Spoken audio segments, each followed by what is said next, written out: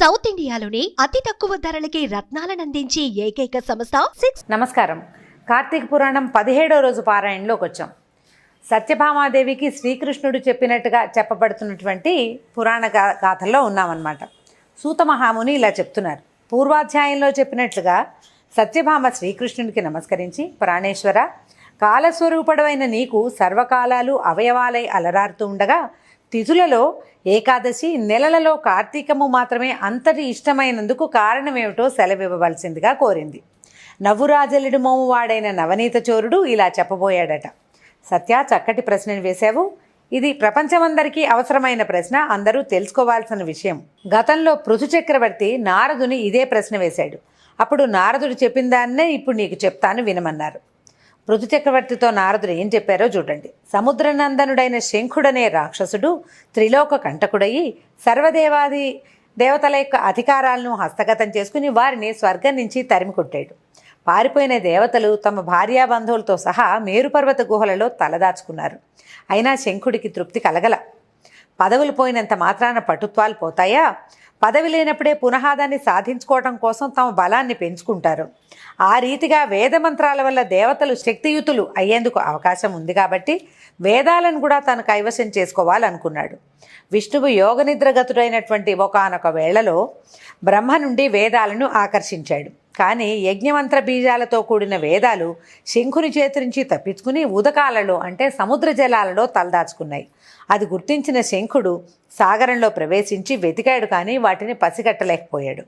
అంతలోనే బ్రహ్మ పూజాద్రవ్యాలను సమకూర్చుకుని మేరుగుహాలయ వాసులైనటువంటి దేవతలందరినీ వెంట పెట్టుకుని వైకుంఠానికి చేరాడు.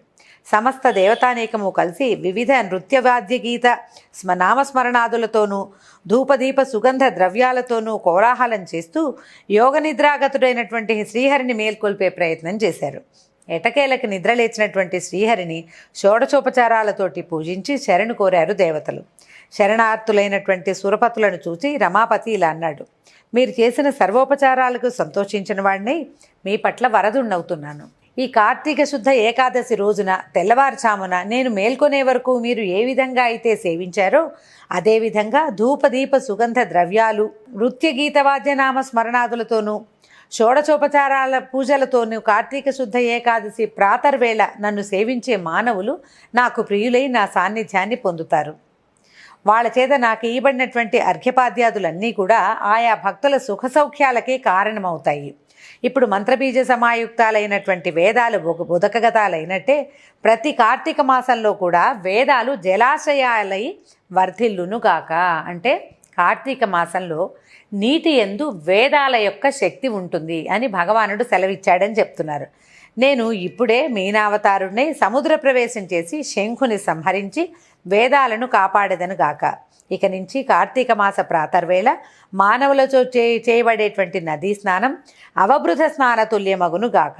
మరియు ఓ మహేంద్ర, కార్తీక వ్రతముని ఆచరించిన వారందరూ నేను వైకుంఠమును నీవు స్వర్గమును పాలించుట మనకు సహజమైనట్లుగా పుణ్యలోకములను పొందదగి ఉన్నారు. ఓ వరుణదేవ, కార్తీక వ్రతనిష్ఠుల కార్యాలకు విఘ్నములు కలగజేయకుండా రక్షణ చేసి పుత్రపౌత్ర ధనకనక వస్తువాహనాది సమస్త సంపదల్ని అందించు. ఓ కుబేర, ఏ కార్తీక వ్రతాచరణ వల్ల మానవులు నా యొక్క సారూప్యాన్ని పొంది జీవన్ముక్తులవుతారో అటువంటి వాళ్ళందరికీ కూడా నువ్వు నా ఆజ్ఞానుసారంగా ధనధాన్య సమృద్ధిని కలిగించాలి. ముక్కోటి దేవతలారా, ఎవరి కార్తీక వ్రతాన్ని జన్మవ్రతంగా భావించి విద్యుక్త విధానంగా ఆచరిస్తారో వాళ్ళు మీ అందరి చేత కూడా పూజించతగిన వారుగా తెలుసుకోండి. మేళతాళాలతో మంగళవాద్యాలతో మీరు నన్ను మేల్కొల్పిన విధంగా ఈ యొక్క ఏకాదశి నాకు అత్యంత ప్రీతికరమైనది. అందువలన కార్తీక వ్రత ఏకాదశి వ్రతాలనే ఈ రెండింటినీ ఆచరించడం కన్నా నా సాన్నిధ్యాన్ని పొందదగిన మరో దగ్గరదారి లేదని తెలుసుకోండి. తపోదాన యజ్ఞ తీర్థాలన్నీ స్వర్గఫలాన్ని ఇయ్యగలవే కానీ నా వైకుంఠ పదాన్ని ఇవ్వలేవు సుమా. వైకుంఠ పదాన్ని ఇవ్వగలిగేది ఏకాదశి వ్రతాచరణ, కార్తీక వ్రతాచరణ మాత్రమేనని భగవంతుడు సెలవిచ్చాడట. ఈ విధంగా దేవతలకు ఉపదేశించి తత్క్షణమే మహామత్స్య శాపకమై అంటే ఒక చేప పిల్లగా మారి వింధ్యపర్వతమందలి కశ్యపుని దోసిలి జలాలలో తోచాడు. ఆయన దోసిట్లో నీరు తీసుకున్నాడు అర్ఘ్యం విడవడానికి. ఆ దోసిట్లోకి వచ్చేసాడనమాట భగవంతుడు. కశ్యపుడు ఆ చేప పిల్లని జాలిపడి నీట వదిలిపెట్టకుండా తన కమండలంలోకి పెట్టాడు. మరుక్షణమే ఆ కమండలం నిండేంత పెద్దదైపోయిన దానిని చూసి ఆ మత్స్యాన్ని తీసుకెళ్లి ఒక నూతిలో ఉంచాడు. రెప్పపాటులోనే ఆ శబరి శిశువు నూతిని మించి ఎదిగిపోవటం వల్ల కశ్యపుడు దానిని ఒక సరస్సులోనూ, తర్వాత ఆ సరస్సుని కూడా అధిగమించటంతో దాన్ని సముద్రంలో వదిలిపెట్టాడు. ఆ మహాసముద్రంలోనే మత్స్యమూర్తి విపరీతంగా పెరిగి శంఖుని వధించి వాడిని తన చేతి శంఖంగా ధరించి బదరీవనానికి చేరి అక్కడ ఎప్పటి వలనే విష్ణు రూపాన్ని వహించి ఋషులందరినీ చూచి, ఓ మునులారా, వేదాలు ఉదకాలలో ప్రవేశించి రహస్యంగా దాక్కుని ఉన్నాయి. మీరు వెళ్ళి జలాంతర్గాములైనటువంటి ఆ వేదాలను వెతికి తీసుకురండి. నేను దేవగణ సమాయుక్తుడినై ప్రయాగలో ఉంటాను అని చెప్పాడు. విష్ణువాజ్ఞని శిరసాధరించిన ఋషులు సముద్రంలోనికి వెళ్ళి యజ్ఞబీజాలతో కూడి ఉన్నటువంటి వేదాన్వేషణని ప్రారంభించారు. ఓ పృథుమహారాజా, ఆ వేదాలలో నుంచి ఋషులకు ఎవరికి ఎంత లభ్యమైందో అది వారి శాఖ అయ్యింది. తదాదిగా ఆయా శాఖలకు వారు ఋషులుగా ప్రభవించారు. అనంతరము వేదయుతులై ప్రయాగయందున్నటువంటి విష్ణువుని చేరి వేదాలను తెచ్చామని చెప్పారు. విష్ణువాజ్ఞపైన ఆ సమస్త వేదాలను స్వీకరించిన బ్రహ్మ ఆ శుభవేళను పురస్కరించుకొని దేవతలతోనూ ఋషులతోనూ కూడి ఉన్నవాడే అశ్వమేధ యాగాన్ని ఆరంభించాడు. యజ్ఞానంతరము సమస్త దేవగంధర్వ యక్ష పన్నగ గుహ్యకాదులందరూ కూడి విష్ణువునిలా ప్రార్థించారు. ఓ దేవాధిదేవ జగన్నాయక, మా విన్నపాలను విను. అత్యంత సంతోషదాయకమైన ఈ సమయంలో మాకు వరప్రసాదమయ్యి మమ్మల్ని కాపాడు. హే లక్ష్మీనాథ, నీ అనుగ్రహం వల్లనే బ్రహ్మ తాను నష్టపోయిన వేదాలను ఈ స్థలంలో పొందగలిగాడు. నీ సమక్షంలో మేమందరము యజ్ఞంలో హవిర్భాగాలని పొందాము. కాబట్టి నీ దయ వలన ఈ చోటు భూలోకంలో అత్యంత శ్రేష్టమైనది, నిత్యము పుణ్యవర్ధకమైనది, ఇహపర సాధకమైనదిగా అగుగాక. అదేవిధంగా ఈ కాలంలో మహాపుణ్యవంతమైనది, బ్రహ్మహత్యాది పాతకాలను సైతము తొలగించేది, అక్షయఫలకరమైనది అయ్యేటట్టుగా కూడా వరాన్ని అనుగ్రహించమన్నారు. ఆ ప్రార్థన విన్నటువంటి వరదుడైనటువంటి హరి మందహాసం చేస్తూ ఇట్లా చెప్పాడు. మీ అభిప్రాయం నాకు సమ్మతమైనది. మీ వాంఛితం ప్రకారమే ఇది పుణ్యక్షేత్రం అగుగాక, ప్రయాగ క్షేత్రం అన్నమాట.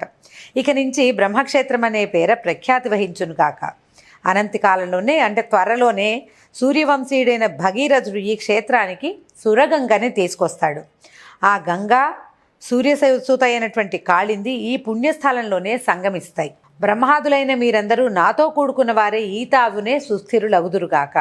ఇది తీర్థరాజముగా ఖ్యాతి వహించునుగాక. ఈ నెలవనందు ఆచరించే జప తపో వ్రత యజ్ఞ హోమ అర్చనాదులు అత్యంత పుణ్యదాయకాలయ్యి నా సాన్నిధ్యమును అందించునుగాక.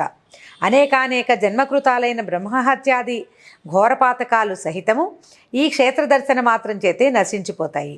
ఇక్కడ నా సామీప్యంలో మరణించిన వాళ్ళు నాయందే లీనమై మరుజన్మ లేని వాళ్ళు అవుతారు. ఎవరైతే ఈ తీర్థంలో స్థిరచిత్తులై పితృకర్మను ఆచరిస్తారో వారి పితరులు నా సారూప్యాన్ని పొందుతారు. ఈ కాలం సర్వదా పుణ్యఫలితాలనే ఇస్తుంది. సూర్యుడు మకరమందు ఉండగా ప్రాతస్నానం చేసిన వాళ్ళని చూసినంత మాత్రమే సామాన్య దోషాలన్నీ సమసిపోతాయి. వాళ్ళకి నేను క్రమంగా సాలోక్య సామీప్య సారూప్య సాయుధ్యాలని ప్రసాదిస్తాను. ఓ ఋషులారా, శ్రద్ధాళువులై వినండి. నేను సర్వకాల సర్వావస్థల్లోనూ కూడా ఈ బదరీవన మధ్యంలోనే విడిది చేసి ఉంటాను.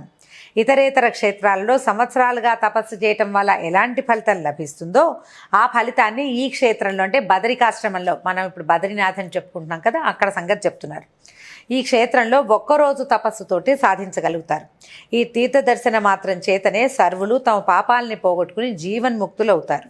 శ్రీ మహావిష్ణువు ఈ విధంగా దేవతలకు వరప్రదానం చేసి బ్రహ్మతో కలిసి అంతర్హితులయ్యారు, మాయమైపోయారన్నమాట. ఇంద్రాదులందరూ కూడా తమ తమ అంశలను ఆ క్షేత్రంలో విడిచి తాము కూడా అదృశ్యులయ్యారు. ఓ పృథునృపాల, ఆ బదరీవన యాత్రా దర్శనాదుల చేత మానవులు ఎంతటి పుణ్యాన్ని పొందగలరో అంతటి పుణ్యాన్ని కూడా ఈ కథాశ్రవణ మాత్రం చేతనే పొందగలరయ్యా అని చెప్పి ఆగాడట నారద మహర్షి. దీంతో 17వ రోజు పారాయణ సమాప్తమైంది. తిరిగి 18వ రోజు రేపు ఉదయం మళ్ళీ కలుసుకుందాం. నమస్కారం.